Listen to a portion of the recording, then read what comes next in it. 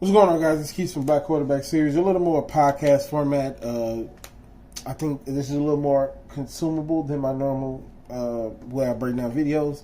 So we're going to talk about the USFL Championship and the tremendous drama that was going on in this game. Let's talk about it. So, if you don't know, my name is Keith. I do Black Quarterback Series. Normally I'm on cam, but today we're going to do more podcast style. We're going to talk about the game. Where does the USFL go forward after this? Everything USFL. It's probably, until we get some USFL news, this probably be my last USFL video. Excuse me, try my pen. Until the beginning of the season. So, the USFL Championship. Birmingham Stallions against Philadelphia Stars. So, the game opens up. Jamar Smith and the crew just look like they finna take the game and run with it. Did not happen. Great drive at the beginning, only to end up getting three. So we move on along the game. Philly only scores 3 up to that point. Jamar Smith has a just running the offense really well. A missed pass interference call took points off the board for Philly, and then 2 excellent passes by Cookis and Jamar. At this point, the game is 17-9 because the kicker for the Philadelphia Stars missed a field goal. Misses a field goal, and something that I wrote down in my notes that I wanted to talk about. So there was a big run. I think his name is Scarborough. He had an excellent game. He rushed 7 receptions. 13 attempts, 135 yards. And I think he had a touchdown as well. So they were trying to see was his run supposed to be called back, because it had appeared that there was a holding and a face mask. They took a good maybe 5 minutes. It didn't feel like that long, maybe 2-3 minutes to see what the play was, break the play down, and say 75-yard play is good. It still goes. I would love for the NFL to put mics on their referees like the USFL does, because the USFL is at a point where they're completely transparent. You know what happens, right? So I love that. I love that. That was in the second quarter. So not much happens at that point. Our guy Jamar and them gets a field goal, and it's 29 at the half. So I'm thinking it's over. At that point, until Cookis decides to turn it to Big Ben, making huge plays, running around. The same thing he did in the semifinals, just making something out of nothing. Cookis was 10. No, that's not his number. I'm sorry.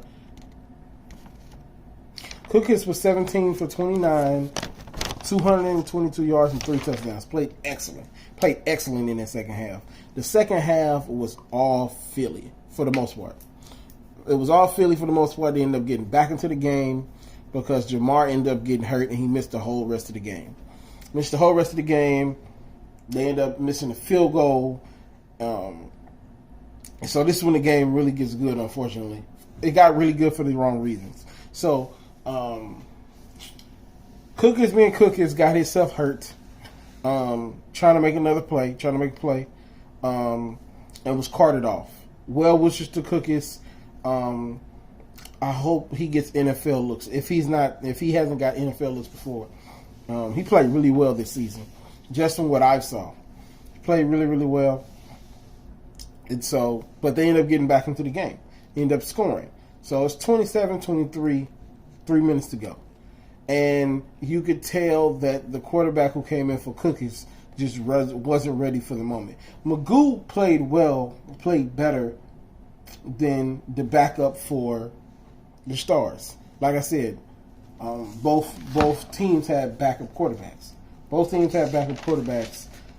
Magoo, as I look at my notes, was 17 for 10, a touchdown and an interception, and I don't know how to pronounce his name. I think his number was 19.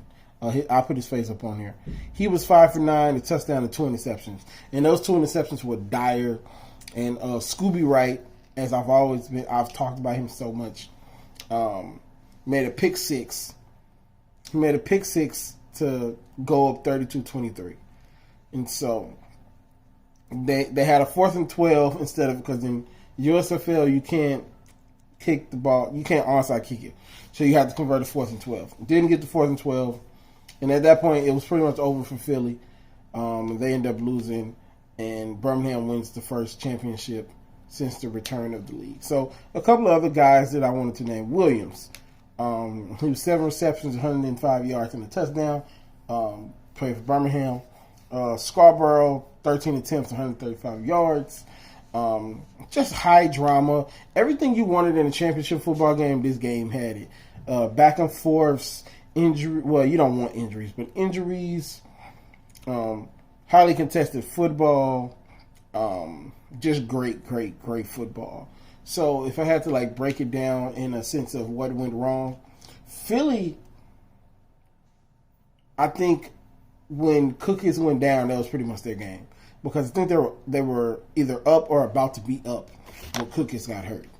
Up or about to be up when Cookies got hurt. And that pretty much took the air out of him. Their backup quarterback couldn't make enough plays, unlike Magoo, who was the starter at one point until Jamal came in. So, shout out to Jamal Smith. He should be getting NFL calls. So at least be in the practice squad. So, like I said, shout out to the USFL. Shout out to you guys who've been patient with me with the USFL. I've kind of been slacking on the USFL content, but don't worry, we're going to go crazy next year for sure. So, that's all I got for y'all. If you don't want really in the podcast format, I'm going to leave my just a little bit of synopsis of the game, like right after. It's going to be linked above. So, that's all I got for you guys. Enjoy the 4th. Don't drink. And I'm out.